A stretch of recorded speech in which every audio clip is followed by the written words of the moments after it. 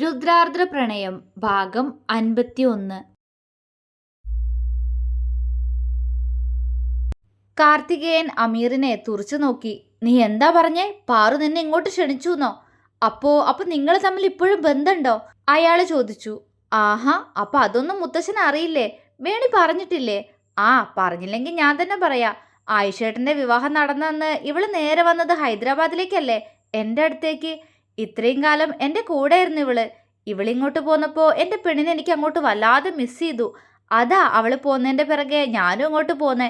മിമി പുഞ്ചിരിയോടെ പറഞ്ഞുകൊണ്ട് പാറുനെ നോക്കി. പക്ഷേ അവളുടെ മുഖത്ത് വല്ലാത്ത ഭയം. ഇത്രയും കാലം മുത്തശ്ശനിൽ നിന്നും മറച്ചു വെച്ച സത്യം ഇപ്പോ അതാ മിമി വിളിച്ചു പറഞ്ഞ്. അവളുടെ ശരീരം വിയർക്കാൻ തുടങ്ങി. എന്താ? മിമിയുടെ വെളിപ്പെടുത്തലിൽ ഒരു നടുക്കത്തോടെ കാർത്തികേയൻ ചോദിച്ചു. എന്തേ?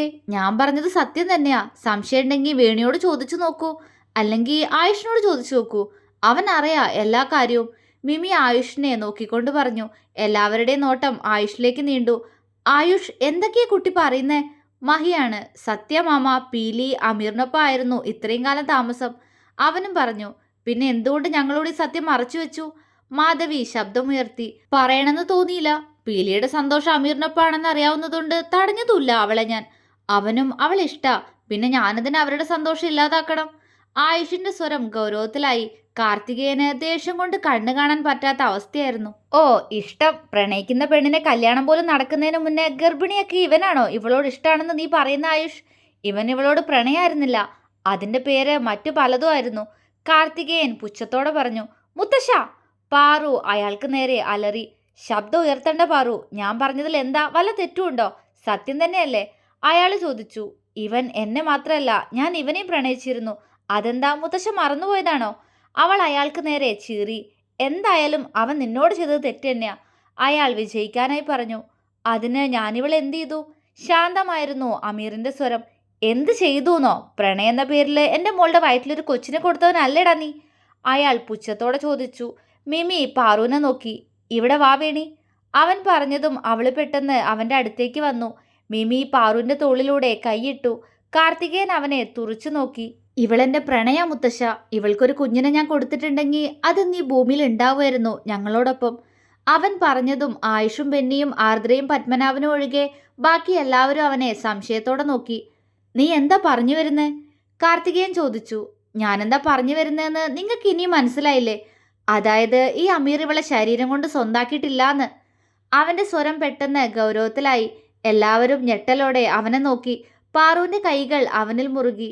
എന്താ? മാധവി വിശ്വസിക്കാനാവാതെ ചോദിച്ചു. മിമി ഒന്ന് നിശ്വസിച്ചുകൊണ്ട് അന്ന് പാറു അങ്ങനെ പറയാനുണ്ടായ സാഹചര്യമെല്ലാം എല്ലാവരോടും പറഞ്ഞു കൊടുത്തു. സേതുവും മാധവിയും പാറുവിനെ തുറച്ചു നോക്കി. മാധവിയുടെ കണ്ണുകൾ നിറഞ്ഞുപോയി. അന്ന് ഇവൾ ഇങ്ങനെ ഒരു തെറ്റ് ചെയ്തു എന്ന് അറിഞ്ഞതുകൊണ്ടാ ഇവളെ അടിച്ച്. അവർ കുറ്റബോധത്തോടെ ഓർത്തു. അവളുടെ നോട്ടവും അവരിൽ തന്നെയായിരുന്നു. ഞാനിവനെ ആത്മാർത്ഥമായിട്ട് തന്നെയാ പ്രണയിച്ചത് അമ്മേ. ഇവനെ നഷ്ടപ്പെടുന്നു തോന്നിയതുകൊണ്ട് മാത്ര അന്ന് ഞാൻ അങ്ങനെ ഒരു കള്ളം പറഞ്ഞത്. അമ്മ എന്നോട് ക്ഷമിക്കണം. അവൾ അവർക്ക് നേരെ കൈകൂപ്പി. മാധവി വേണ്ട എന്ന പോലെ കണ്ണു നിറച്ചുകൊണ്ട് തലയാട്ടി. കാർത്തികേയൻ പാറുവിനെ വെറുപ്പോടെ നോക്കി. ഓഹോ, അപ്പോ എല്ലാരും ചേർന്ന് എന്നെ പറ്റിക്കായിരുന്നു അല്ലേ? ഒരില്ലാത്ത ഗർഭത്തിന്റെ പേരും പറഞ്ഞു വന്ന ഇവനെ ഞാൻ നിനക്ക് വിവാഹം കഴിച്ചു തരുന്നു കരുതിയോ? അയാൾ പുച്ഛത്തോടെ ചോദിച്ചു. ഞാൻ ആരെയും പറ്റിക്കാൻ വേണ്ടി പറഞ്ഞതല്ല. എനിക്കെന്റെ മിമിയെ വേണം, അവള് പറഞ്ഞു. നടക്കില്ല. കാർത്തികേയന്റെ ഉറച്ച വാക്കുകൾ. ബെന്നിയുടെ കൈകൾ മെറിന്റെ തോളിൽ നിന്നും അയഞ്ഞു. എന്തുകൊണ്ട് നടക്കില്ല? ബെന്നിയാണ് അത് ചോദിച്ചത്. ആയുഷിന്റെയും ആർദ്രയുടെയും അടക്കം എല്ലാവരുടെയും നോട്ടം ബെന്നിയിലേക്ക് നീണ്ടു. അത് നിന്നോട് പറയേണ്ട കാര്യമില്ല. കാർത്തികേയൻ മുരണ്ടു. ആഹാ, നല്ല മറുപടി. ഇങ്ങനെ എല്ലാവർക്കും മുന്നിൽ നാണം കെട്ടി നിന്നിട്ടും ഇത്രയും ചങ്കൂറ്റത്തിൽ സംസാരിക്കാൻ നിങ്ങൾക്ക് മാത്രമേ കഴിയൂ. ബെന്നിയുടെ സ്വരത്തിൽ പുച്ഛം. അത് എല്ലാവർക്കും മനസ്സിലായിരുന്നു. ആർദ്രയുടെ കൈകൾ ആയുഷിൽ നിന്നും അകന്നു. അവൻ അവളെ സംശയത്തോടെ നോക്കി. ഞാൻ എങ്ങനെ നാണം കെട്ടൂന്നാ നീ പറയുന്നേ? കാർത്തികേയൻ ചോദിച്ചു. മനസ്സിലായില്ലേ? ബെന്നി ചിരിയോടെ ചോദിച്ചുകൊണ്ട് ആർദ്രയെ നോക്കി. അവൾ അവന്റെ അടുത്തേക്ക് വന്നു. മോളെ ആരു? അവൻ വിളിച്ചു. ഇച്ചായ. അവൾ വിളി കേട്ടു. എൻ്റെ കൊച്ചിൻ്റെ മനസ്സിൽ ഇയാളോട് ചോദിക്കാൻ വല്ലതുണ്ടെങ്കിൽ ഇപ്പൊ ഈ നിമിഷം ചോദിക്കണം. അവൻ പറഞ്ഞതും അവൾ തലയാട്ടിക്കൊണ്ട് കാർത്തികേയനെ നോക്കി. അയാൾ അവളെ സ്നേഹത്തോടെ നോക്കുന്നുണ്ട്. പക്ഷെ അവളുടെ ചുണ്ടിൽ പുച്ഛമാണ്. ഞാനും ഇച്ചായനും അന്ന് ഒരുമിച്ച് സംസാരിക്കുന്നത് കണ്ട് നിങ്ങൾ എന്താ പറഞ്ഞെന്ന് ഓർമ്മയുണ്ടോ മുത്തശ്ശ? അവള് ചോദിച്ചതും കാർത്തികേയൻ അവളെ കണ്ണു ചുരുക്കി നോക്കി. ഒരു അന്യമതസ്ഥന്റെ കൂടെയുള്ള കൊഞ്ചലും കുഴയിലൊന്നും ഇവിടെ നടക്കില്ലാന്ന് എന്താ ഓർമ്മയില്ലേ? എന്നിട്ടിപ്പോ എന്തായി മുത്തശ്ശ? നിങ്ങൾ പറഞ്ഞതുപോലെ ഒരു അന്യമതസ്ഥനോട് ആർദ്ര കാണിച്ച സ്നേഹത്തിന്റെ അർത്ഥം എന്റെ സ്വന്തം ഏട്ടനെ പോലെ കണ്ടിട്ടായിരുന്നു. എന്നിട്ടും നിങ്ങളന്ന് എന്നെ അപമാനിച്ചു. പക്ഷെ ഇന്ന് ഈ നിമിഷം നിങ്ങളുടെ ഈ വിളറി വെളുത്ത മുഖം കണ്ട് ഏറ്റവും കൂടുതൽ സന്തോഷിക്കുന്നത് ഞാനാ. കണ്ണു നിറച്ച് കാണ് അന്യമതസ്ഥൻ, അതും നിങ്ങളുടെ പ്രിയപ്പെട്ട പേരക്കുട്ടിയുടെ പ്രണയം. അവൾ അയാളെ നോക്കി വിജയചിരിയോടെ പറഞ്ഞു. മുഖത്ത് അടി കിട്ടിയതുപോലെ നിന്നുപോയി കാർത്തികേയൻ. മനു അയാളെ പുച്ഛത്തോടെ നോക്കി. എന്നെങ്കിലും അന്നെന്റെ അനിയത്തി ഇയാൾ പറഞ്ഞതിന് ഒരു തിരിച്ചടി കിട്ടിയിരുന്നെങ്കിലെന്ന് ആഗ്രഹിച്ചിരുന്നു. ആ തിരിച്ചടി ആളുടെ പ്രിയപ്പെട്ട പേരക്കുട്ടിയായ പാറുവിൽ നിന്ന് തന്നെ കിട്ടിയിരിക്കുന്നു. മനു അയാളെ പരിഹാസത്തോടെ നോക്കി. എന്തേ മറുപടി ഇല്ലേ നിങ്ങൾക്ക്? എന്തെങ്കിലും പറയും മുത്തശ്ശ. ജാതി മതം അതിന്റെ പേരിൽ മനുഷ്യനെ വേർതിരിച്ചു കണ്ടില്ലേ നിങ്ങൾ?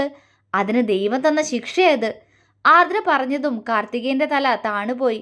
അതെ, എല്ലാം ശരിയാ. ഞാൻ ആർദ്രയേക്കാൾ സ്നേഹിച്ചത് പാറുവിനെയാ. പക്ഷെ ഇന്ന് അവള് തന്നെ മറ്റുള്ളവർക്ക് മുന്നിൽ എന്റെ തല താഴാൻ കാരണമായിരിക്കുന്നു. അയാൾക്ക് പാറുവിനോട് ദേഷ്യം കൂടി വന്നു. മിമിയും പാറുവും മൗനമായി നിന്നതേയുള്ളൂ. വർഷങ്ങൾക്ക് മുന്നേ കാർത്തികേയൻ പറഞ്ഞുപോയ വാക്കുകൾ ആർദ്ര ഇപ്പോഴും അത്രത്തോളം ഓർത്തു പറയുന്നത് കേട്ട് പാറുവിന് വേദന തോന്നി. ഞാനും അതിനൊരു കാരണക്കാരിയാ. അന്ന് അവളെ മുത്തശ്ശൻ വഴക്കു പറഞ്ഞപ്പോഴും സന്തോഷിച്ചിട്ടേ ഉള്ളൂ. പക്ഷെ അതിനുശേഷം എൻ്റെ തെറ്റുകൾ എനിക്ക് മനസ്സിലായത്.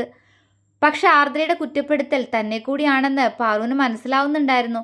അർഹയാണ് ഞാനതിന്, അവളുടെ മനസ്സ് പറഞ്ഞു. അതെ, ഇതിനിടയിൽ എനിക്കൊരു കാര്യം പറയാനുണ്ടായിരുന്നു. പെട്ടെന്നാണ് ആയുഷ് കാർത്തികേയന്റെ അടുത്തേക്ക് വന്നുകൊണ്ട് പറഞ്ഞത്. എല്ലാവരും അവന്റെ മുഖത്തേക്ക് നോക്കി.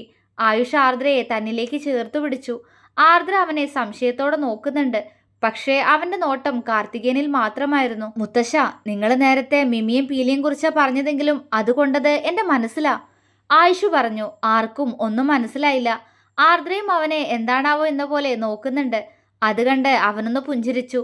നിങ്ങൾ അമീറിനോട് പറഞ്ഞില്ലേ പ്രണയിക്കുന്ന പെണ്ണിനെ വിവാഹം പോലും കഴിക്കുന്നതിന് മുന്നേ ഗർഭിണിയാക്കിയത് അവന്റെ പ്രണയം കൊണ്ടല്ല, അതിന്റെ പേര് മറ്റു പലതും ആണെന്ന്.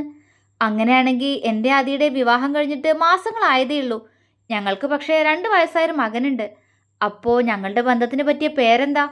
അവന്റെ വാക്കുകളിലെ മൂർച്ചയിൽ കാർത്തികേയൻ പകച്ചുകൊണ്ട് അവനെ നോക്കി. ആർദ്രയും അപ്പോഴാണ് അയാൾ പറഞ്ഞതിനെ പറ്റി ഓർക്കുന്നത്. അവളും അയാളുടെ മറുപടി അറിയാൻ അയാളെ ഉറ്റുനോക്കി. അയാൾ മറുപടിയില്ലാതെ ആകെ തകർന്നു നിൽക്കുകയാണ്. അത് കണ്ട് ആയുഷ് അയാളെ പുച്ഛത്തോടെ നോക്കി. ഇതും പ്രണയ മുത്തശ്ശ.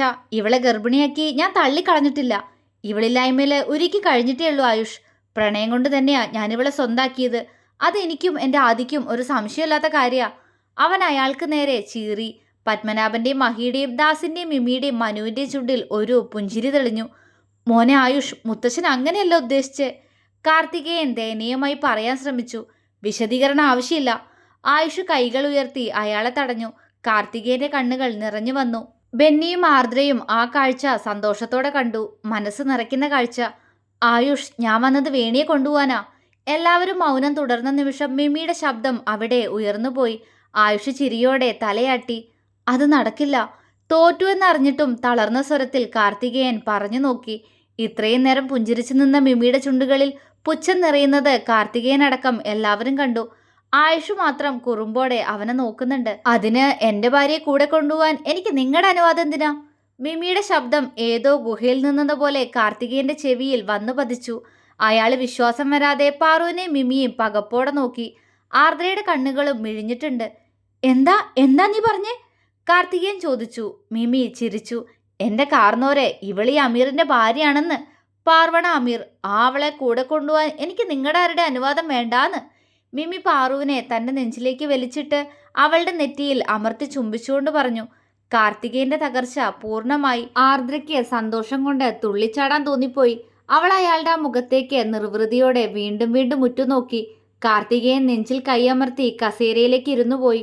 അയ്യോ! അത് കണ്ട് പെട്ടെന്ന് പത്മിനി അയാളുടെ അടുത്തേക്ക് ഓടി വന്നു. മഹിയും മല്ലികയും സേതുവും മാധവിയും ആകുലതയോടെ അയാളെ നോക്കി. എന്താ എന്താ പറ്റിയേ? പത്മിനി ചോദിച്ചു. ഒന്നുമില്ല, കുറച്ച് വെള്ളം. അയാൾ നെഞ്ചിൽ കൈവച്ച് അമർത്തിക്കൊണ്ട് പറഞ്ഞു. മാധവി, വേഗം പോയി കുറച്ച് വെള്ളം കൊണ്ടുപോകാൻ മോളെ. പത്മിനി കരച്ചിലിന്റെ വക്കോളം എത്തി. ആയുഷ് പെട്ടെന്ന് അയാൾക്കടുത്തേക്ക് വന്നു. അപ്പോഴേക്കും മാധവി വെള്ളവുമായിട്ട് എത്തിയിട്ടുണ്ട്. പത്മിനി അയാൾക്ക് വെള്ളം കൊടുത്തു. നെഞ്ചു വേദനിക്കുന്നുണ്ടോ? ആയുഷ് ചോദിച്ചു. ഇല്ല, പെട്ടെന്ന് അങ്ങനെയൊക്കെ കേട്ടപ്പോൾ ഒരു തളർച്ച തോന്നി. കുഴപ്പമൊന്നുമില്ല. അയാൾ പറഞ്ഞു. എങ്കിലും ആയിഷ അയാളെ ഒന്ന് പരിശോധിച്ചു നോക്കി. അങ്ങനെ എത്ര ന്യൂസ് കേട്ടതാ നിങ്ങള്, എന്നിട്ട് ഈ ഒരു വാർത്ത താങ്ങാൻ പറ്റുന്നില്ലേ? ആയിഷ പുച്ഛത്തോടെ അയാളോട് ചോദിച്ചു. അയാൾ ഓക്കെയാണെന്ന് അവനും മനസ്സിലായിരുന്നു. കാർത്തികേയൻ മറുപടിയില്ലാതെ തലതാഴ്ത്തിയിരുന്നു പോയി. ഇന്നോളം കാണിച്ചു കൂട്ടിയ അഹങ്കാരത്തിനുള്ള തിരിച്ചടി കിട്ടിയെന്ന് അയാൾക്ക് മനസ്സിലായി. അയാളുടെ കണ്ണുകൾ എന്തിനോ നിറഞ്ഞു. തുടരും.